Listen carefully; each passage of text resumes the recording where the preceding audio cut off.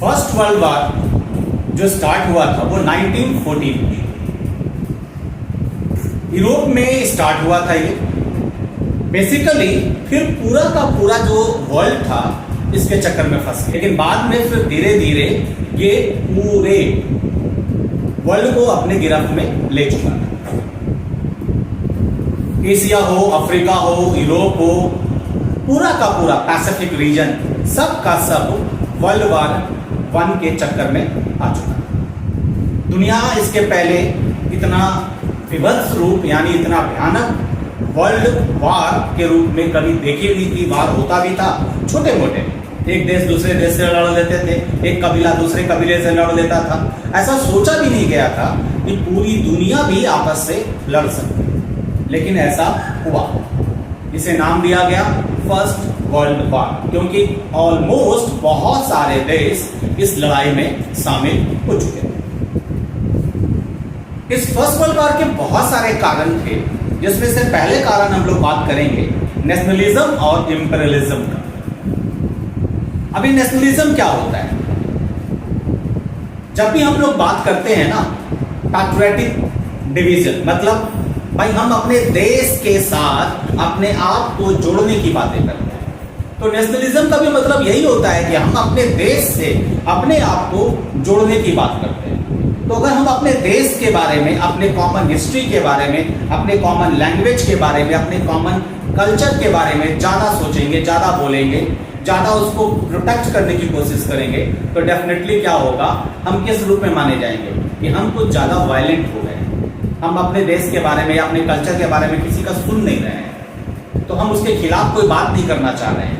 हमारी ये समस्या शुरू हो जाती है हर जगह। आज भी होता है, आज भी होता है। जो कुछ आतंकवादी ग्रुप जिसको कह दिया जाता है, मान लिया जाता है, वो उनका अपने एक विचार के प्रति उनका जो है क्या है, उनका सोच डेवलप करता है कि हम उसी सोच को ही डेवलप करेंगे, हम आपकी बात नहीं सुनेंगे।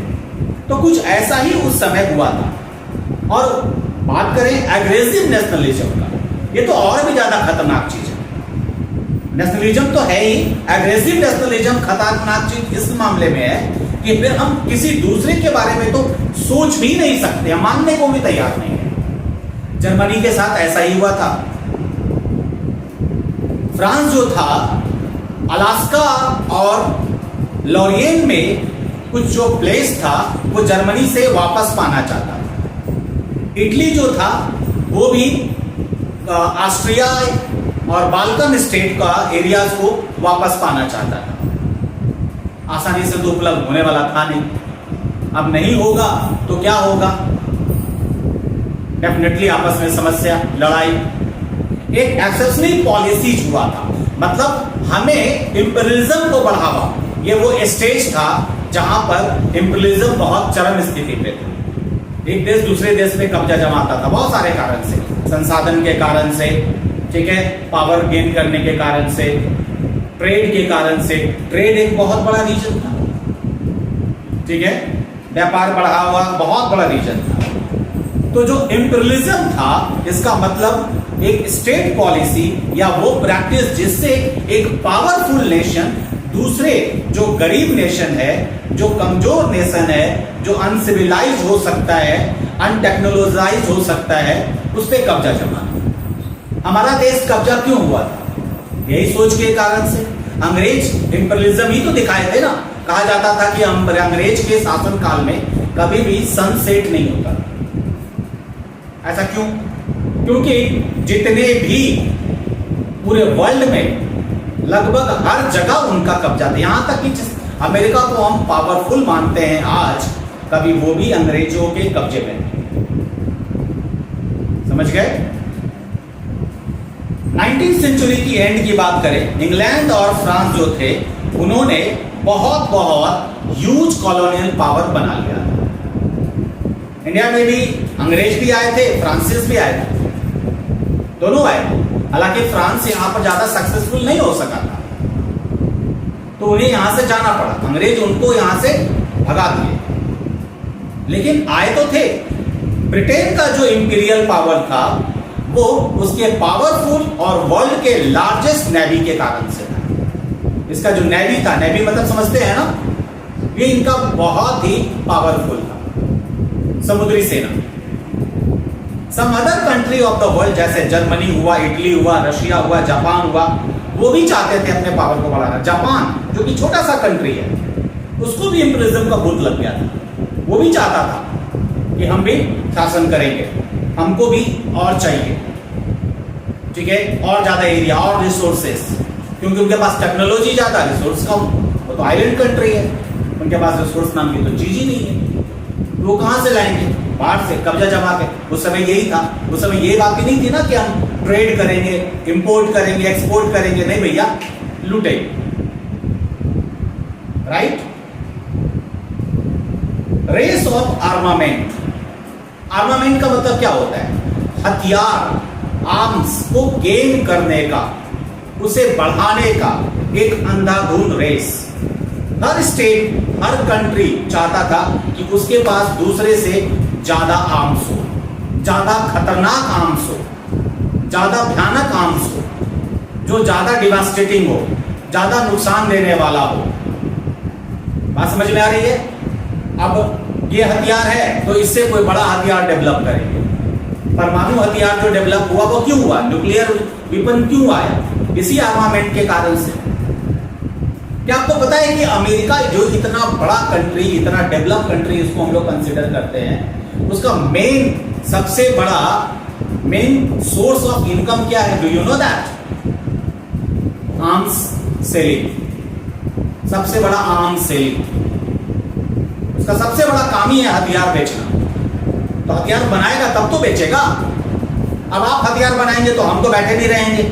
हमको अगर आपसे खतरा है, आप अपने घर में अगर हथियार जमा करेंगे तो डेफिनेटली ये क्या है कि हम पड़ोस में आपके रहते हैं, हमको डर है, आपसे लड़ाई चल रहा है, तो हम भी तैयार कर लेंगे अपने घर में। हम भी लाठी लकड़ा जो भी होगा हम जमा करके रखेंगे कि जरूरत पड़ेगा तो हम भी लड़ेंगे।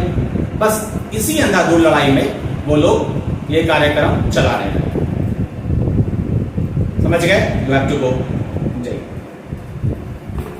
Division of Europe into two hostile group.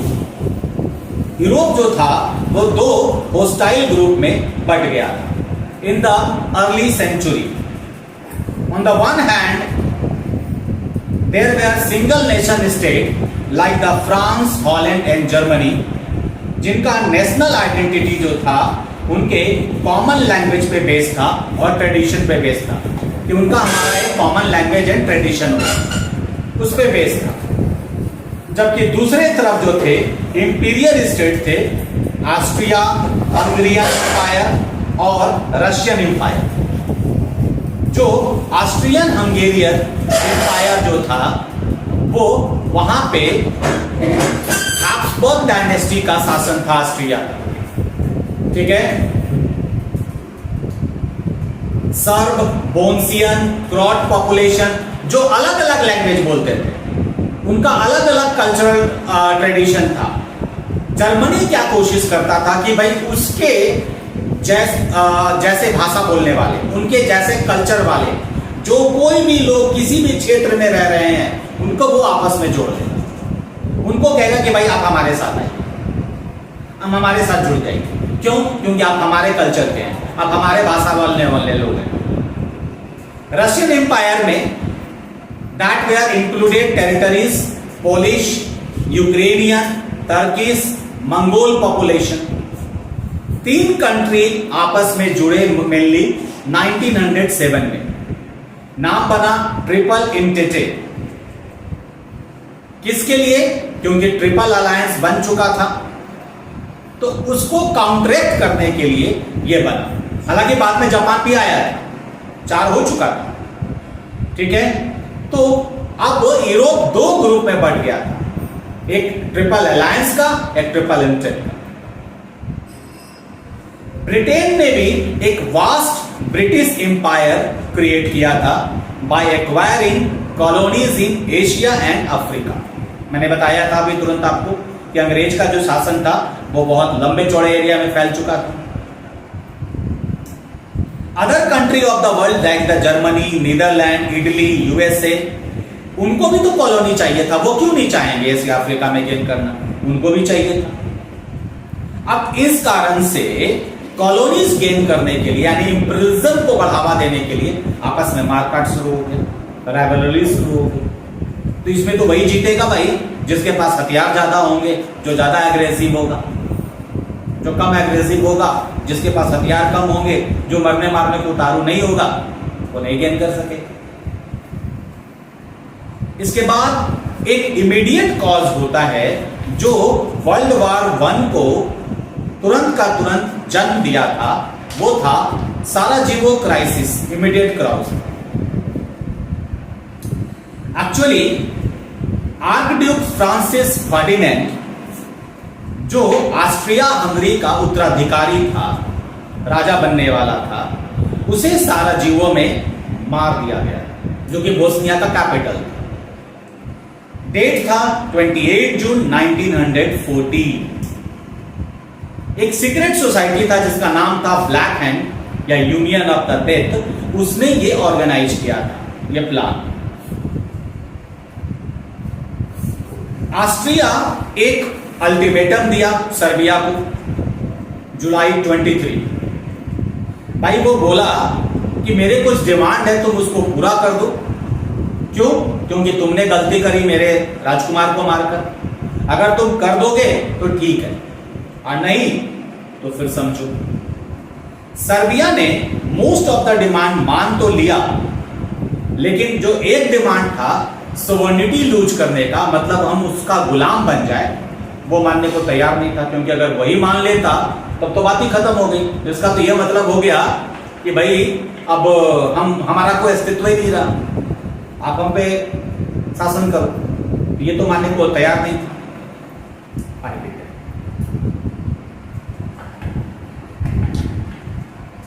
तो माना नहीं तो ऑस्ट्रिया डिक्लेयर कर दिया बात जुलाई 28, 1914। अब इसमें देखिए वो आपस के दो कंट्री की लड़ाई थी, अगर यहां तक सलट जाता तो मामला आगे नहीं बढ़ता। लेकिन हुआ क्या, रशिया जो था वो सर्बिया को सपोर्ट करने को तैयार करने लगा। अगस्त 1, 1914 जर्मनी ने रशिया पे अटैक कर दिया। अब जर्मनी कहीं नहीं था, नोवेयर, बट उसको लगा कि रशिया आ रहा है तो चल भाई हम तेरे पे आते हैं। बात समझ गए? क्यों? क्योंकि ऑस्ट्रिया जर्मनी के साथ था। अगस्त 3 को फिर फ्रांस पे अटैक कर दिया। जर्मन ट्रूप्स बेल्जियम घुस गए to press on to the France on August 4 and same day Britain Germany पे अब अटैक कर दिया। अब क्या हो गए, दो लोगों की लड़ाई कई देशों में बढ़ गई। रशिया घुस गया, जर्मनी घुस गया, इंग्लैंड घुस गया, फ्रांस घुस गया, बहुत सारे कंट्रीज जो थे, ठीक है, वो भी आपस में भिड़ने लगे। चलो वार वार खेलते हैं। जापान भी घुस गया, वो जर्मनी पे अटैक करने लगा कि भाई हम जर्मन कॉलोनीज को छीन लेंगे उससे, फारिस से। तुर्की और बुल्गारिया वो जर्मनी के साथ घुस गया। इटली तो अभी तक न्यूट्रल था, ठीक है, लेकिन बाद में वो जर्मनी के खिलाफ हो गया 1915 में, जब हालांकि वो ट्रिपल अलायंस का पार्ट था, लेकिन वो उससे अलग हो गया। ब्रिटेन, फ्रांस, रशिया और उनके एलाइज एलाइड पावर कहे जाने लगे, जबकि जर्मनी, ऑस्ट्रिया और उनके एलाइज सेंट्रल पावर कहे जाने लगे। वार हुआ, बहुत सारे डिफरेंट एरियाज में हुए, अलग अलग फ्रंट में हुए। There was a western front between Germany and northern France and eastern front between Germany and Russian forces. ये आपस में लड़ने लगे, सीज में लड़े, मिडिल ईस्ट में लड़े। ओके, अब यहां पर एक नए एंट्री हो गई, जो एलाइड पावर था, जो कि ब्रिटेन फ्रांस वाला पावर था, एलाइड पावर, वो जाकर ऑटोमन एम्पायर पर अटैक कर दिया। ओके, बात समझ में आ रही है? अब यहां से कहानी बहुत आगे चली गई। जब झगड़ा हो गया, लड़ाई झगड़ा हो गए, हमारा जो सिलेबस है उसमें event of the world war नहीं है, तो we are not going to study that. तो हम लोग डायरेक्ट अब रिजल्ट ऑफ द वॉर में जाएंगे। क्या रिजल्ट हुए थे? ट्रीटीज ऑफ वर्साइलिस, ये सबसे इंपॉर्टेंट है। कहा जाता है कि सेकेंड वर्ल्ड वॉर का सिडलिंग इसी ट्रीटीज ऑफ वर्साइलिस में हो गया था। अगर ये ट्रीटीज ऑफ वर्साइलिस इतना हार्श नहीं होता तो शायद सेकेंड वर्ल्ड वॉर नहीं होता। The victorious power of the allies, June 28, 1919 की बात हो रही है।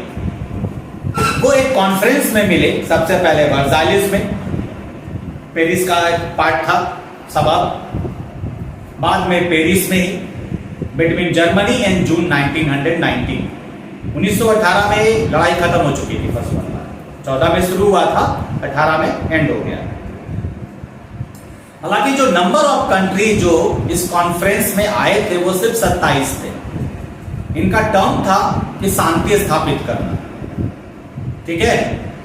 मेनली जो कुछ उस समय के जो लीडर थे, यूनाइटेड स्टेट का जो प्रेसिडेंट था Woodrow Wilson, Lloyd George Britain का प्राइम मिनिस्टर, और जॉर्ज क्लेमेंक्यू फ्रांस का प्राइम मिनिस्टर। जो डिफिटेड कंट्रीज थे उनको इसमें नहीं बुलाया, यानी Germany no entry, Austria no entry, तुर्की नो एंट्री। तो जो विक्टोरियस पावर्स थे, यहां तक कि उनको भी कॉन्फ्रेंस से हटा दिया गया। रशिया तो इनके साथ था, उनको भी हटा दिया गया। As a result of the discussion at the Paris conference on June 28, 1919, treaties of Versailles sign किया गया। इसके अंदर बहुत सारे जो टर्म्स डाले गए बहुत हार्श थे।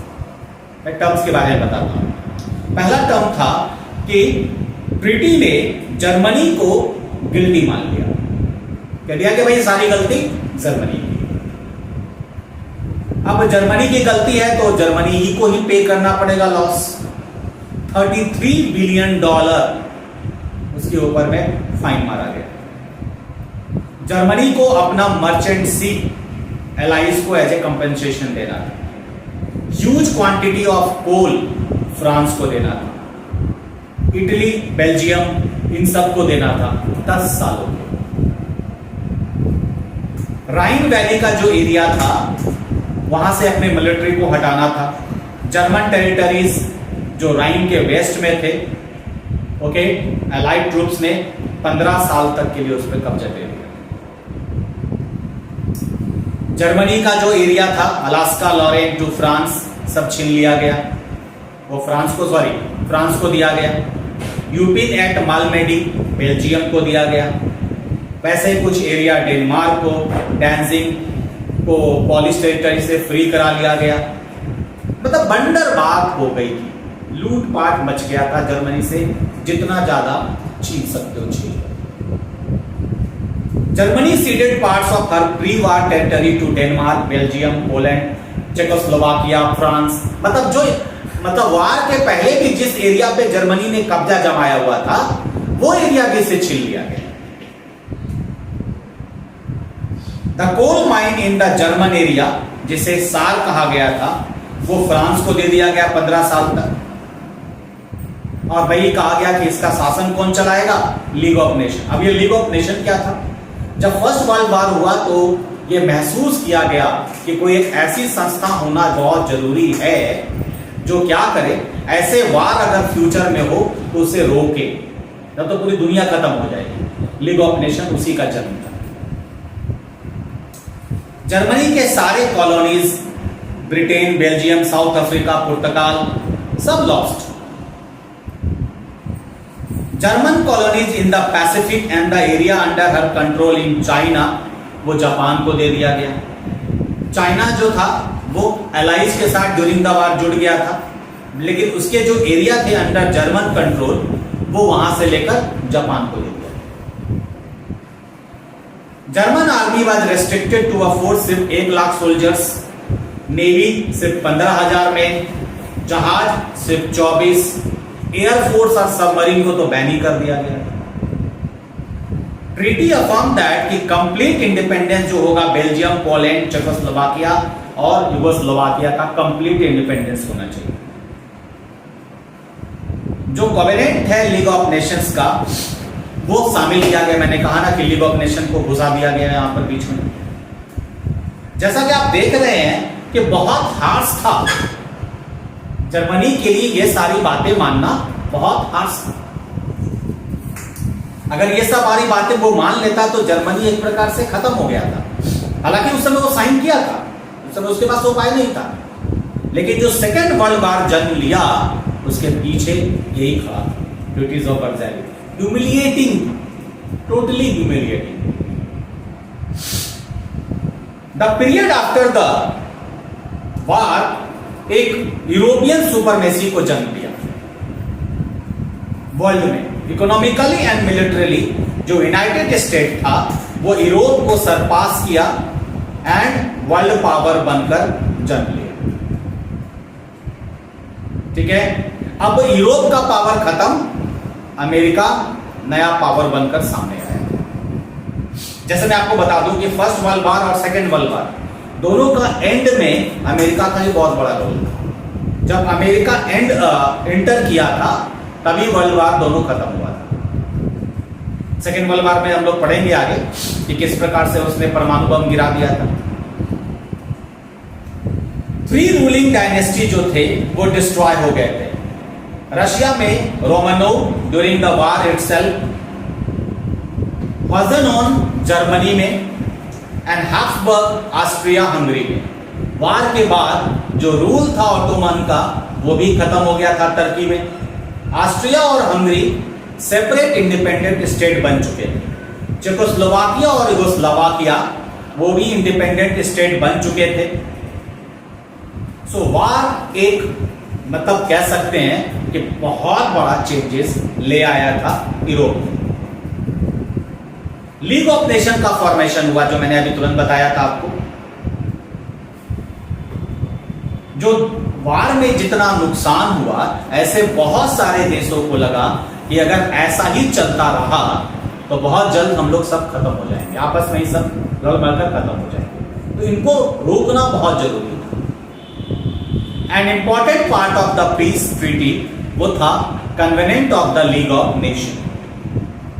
Wilson's 14 point included the creation of an international organization ताकि पीस की गारंटी हो सके, इंडिपेंडेंस हो सारे स्टेट का, कोई किसी से लड़े नहीं, अगर लड़े भी तो कोई एक ऐसी संस्था हो जो ऐसा ना दे, वो ध्यान रखे कि कोई ताकतवर देश किसी कमजोर देश को ना पकड़। लीग ऑफ नेशन का जन्म हुआ था 1920 में। ये सारा पीरियड उस समय का था जब हमारा देश गुलामी था। हमारा देश इस समय तक कभी आजाद तो था नहीं। 1947 की बात हो रही, उस समय तो सेकेंड वर्ल्ड वॉर भी खत्म हो गया। All the state of the world, ये मैं एम्स के बारे में बता रहा हूं, ऑब्जेक्टिव के बारे में बता रहा हूं। लीग ऑफ नेशन का क्या एम था कि जितने भी स्टेट हैं वर्ल्ड के, उनको किसी भी सीक्रेट ट्रीटीज और अलायंस में आने से मना। कोई गुपचुप करके कोई आपस में ग्रुप नहीं बनाया जाएगा। मेंबर स्टेट जो थे, स्टेट्स जितने भी मेंबर स्टेट्स थे, वे not suppose to maintain huge army. वो बड़ी आर्मी नहीं रखेंगे, वॉरशिप नहीं रखेंगे, डिस्ट्रक्टिव आर्मामेंट नहीं बनाएंगे, ऐसा रूल बनाया गया। सारे स्टेट जो थे एक दूसरे के इंडिपेंडेंस का रिस्पेक्ट करेंगे। जो सारे स्टेट जो थे उन्हें म्यूचुअल डिस्प्यूट्स को आपस में ही सेटल करना होगा। अगर उनके पास कोई अगर है कोई समस्या है तो पीसफुल वे में ही उस समस्या को दूर किया जाएगा। The member states were to take necessary action as directed by the league against any state जो इसको डिस्टर्ब करने की कोशिश करेगा। अगर मान लो कोई अगर नहीं मानेगा तो लीग ऑफ नेशन उसको समझाएगा, चाहे फोर्सली चाहे जैसे भी। Apart from the political function, league of nation को ऐसा भी माना गया था कि एक कल्चरल, सोशल, इकोनॉमिक कोऑपरेशन जो है मेंबर स्टेट के बीच में बढ़ाया। हालांकि मैं आपको बता दूं कि इसका कोई फायदा हुआ नहीं था लीग ऑफ नेशन का। इसका सबसे बड़ा रीजन था कि अमेरिका जो इस लीग ऑफ नेशन को जन्मदाता था, जो इसका जन्मदाता था, वो इसका पार्ट नहीं, वो पार्टिसिपेट नहीं किया, वो मेंबर नहीं था।